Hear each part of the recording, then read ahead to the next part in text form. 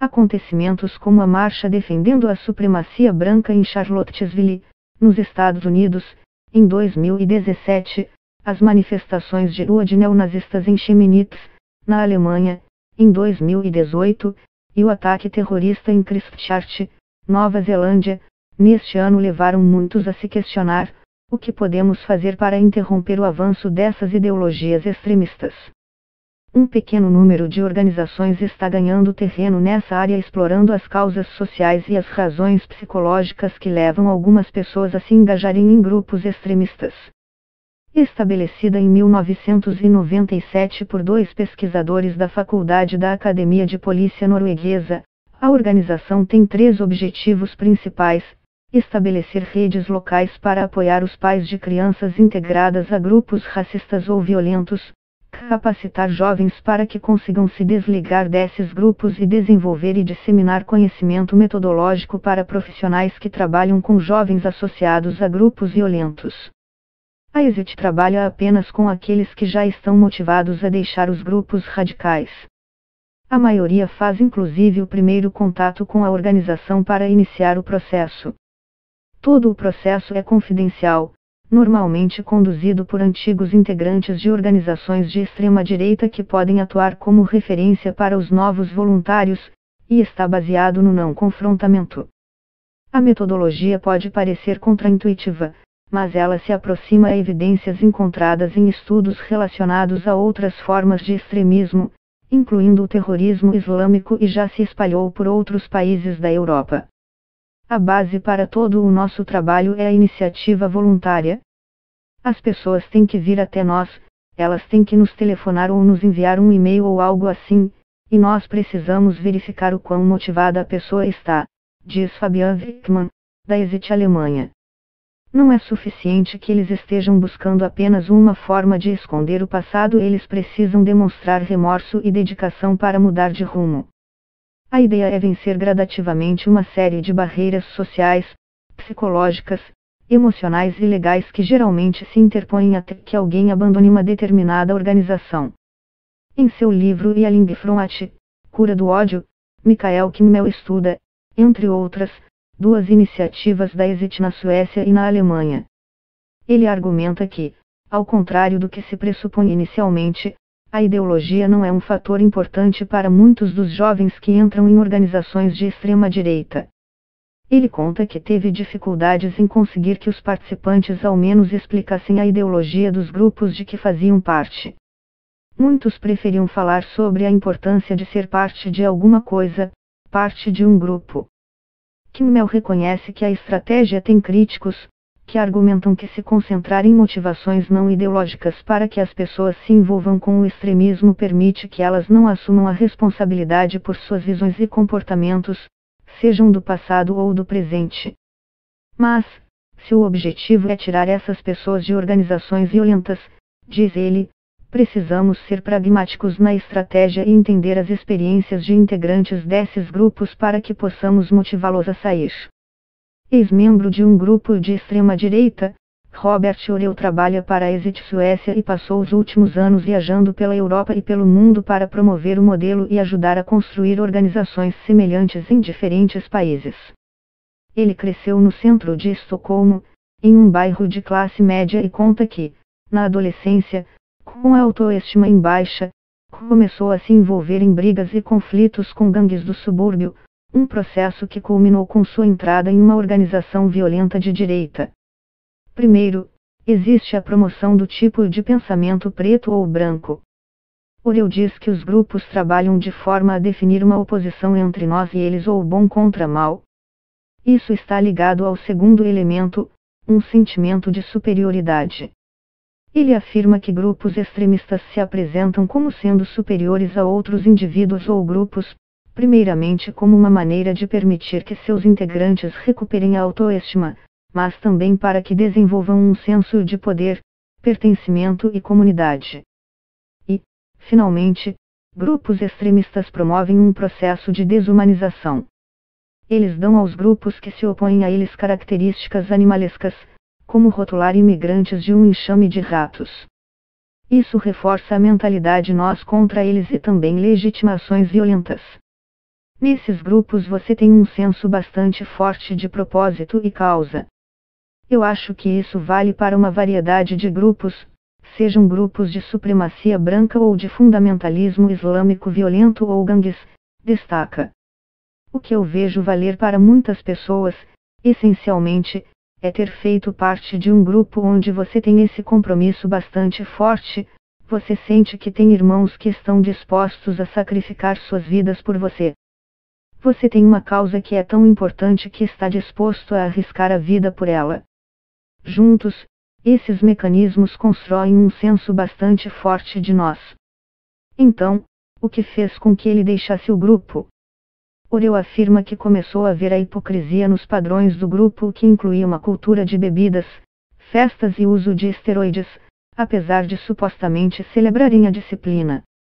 O distanciamento aumentou quando ele entrou para as Forças Armadas, o que o ajudou a ter a disciplina e o senso de propósito sem a ideologia tóxica. E a distância física de estar longe dos seus antigos conhecidos por períodos longos o ajudou a fazer o rompimento. As Forças Armadas me deram um senso de competência e autoestima que eu não tinha antes, o que eu vejo que claramente reduziu minha necessidade de me sentir superior, de desumanizar outras pessoas e de ter o poder e o controle que o envolvimento com o movimento me dava, diz ele hoje.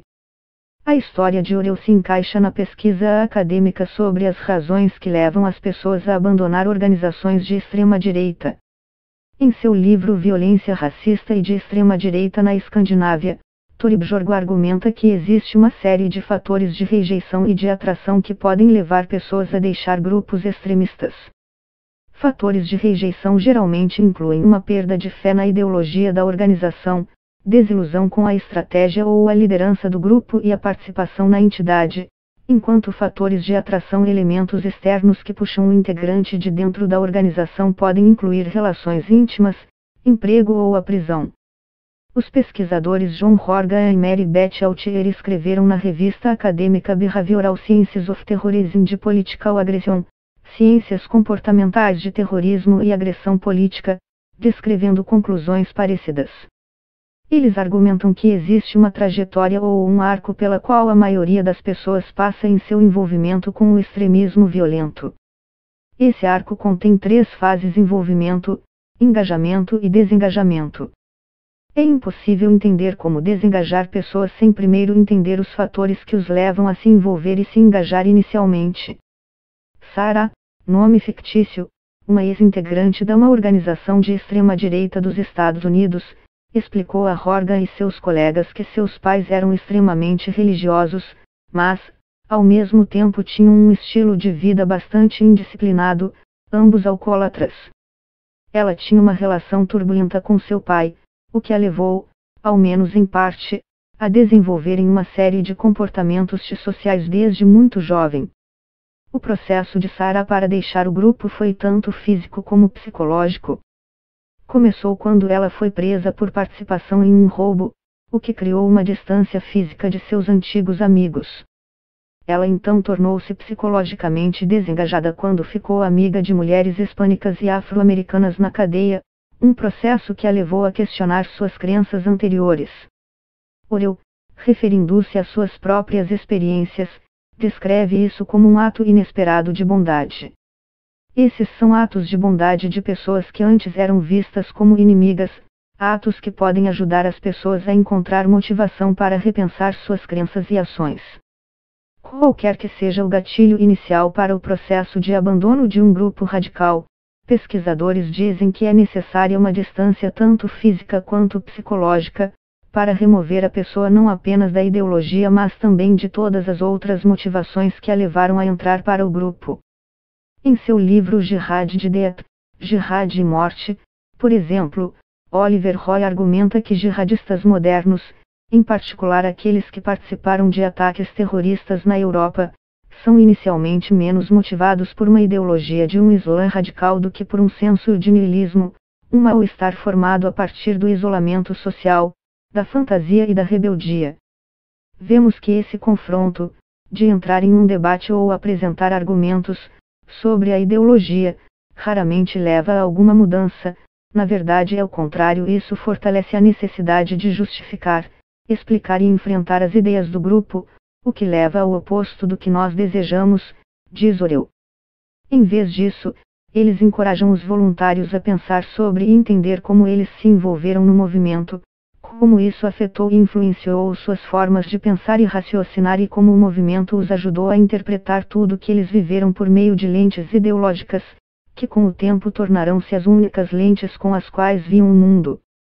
Em segundo lugar, trabalham para construir novas experiências, especialmente na esfera social. Isso nos ajuda a criar novas percepções de como se relacionar com o mundo, com diferentes fontes de informação, com outras pessoas e com nós mesmos, vividas por meio de experiências e interpretações de acontecimentos.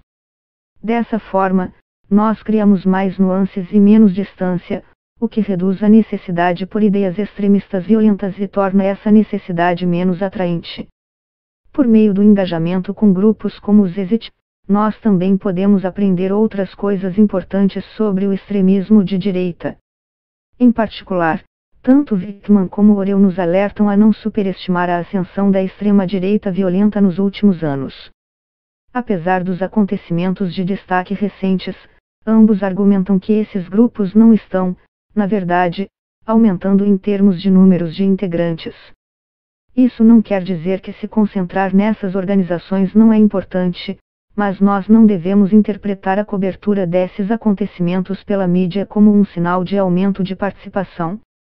Enquanto lidamos com a realidade das organizações extremistas e violentas de direita, uma coisa que podemos aprender é a necessidade de realmente tentar entender as motivações que levam alguém a se juntar a elas.